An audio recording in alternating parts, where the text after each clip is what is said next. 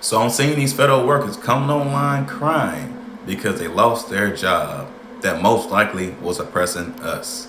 Now they're talking down on Trump and Elon's team, even though they're paying their salary for the next 8 months and unemployment after that, which is something he didn't have to do because the company you work for was fraudulent.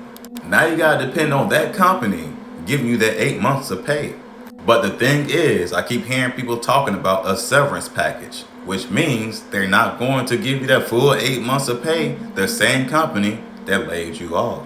Like, do y'all not realize it's not Trump or Elon's fault?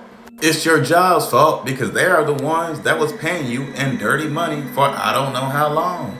Not only that, as I mentioned earlier, your job function may just be fraud, and you didn't even know it. So I'm about to try to give y'all 3 examples of how you can tell if your job was fraud or is fraud right now.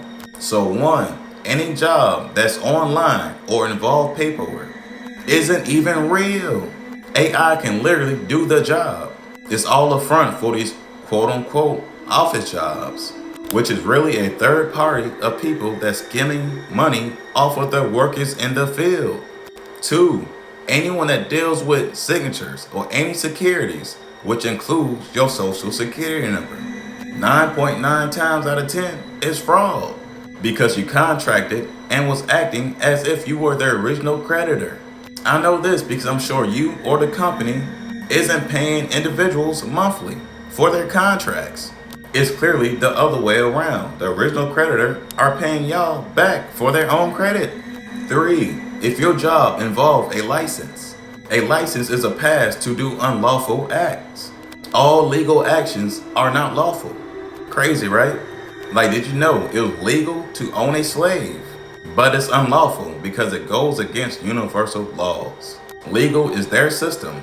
The laws is the universal laws that they can't change. For instance, you need a license to sell cars because you're committing fraud in every contract you make, because they coerce you to register your property to the state after you just paid for it with your social security number. And also, think about this. If you already technically own your car, how can it be repossessed? Repossession is unlawful because you are stealing an item from the original creditor. This is why you need a license to be a repossession agent, so they can legally steal a car that's lawfully yours. And we got doctors that also coerce you into contracts while knowingly damaging you with quote unquote medicine, which is unlawful. And again, a license prevents legal action because they are working for the beast system. They can't even tell you the truth about disease or they'll lose their license. Then we got insurance agents. You may as well say they're almost like security transfer agents. They can transfer property under your social security number to other accounts, just like what we think banks are. I mean, at the end of the day, we all know insurance is a scam.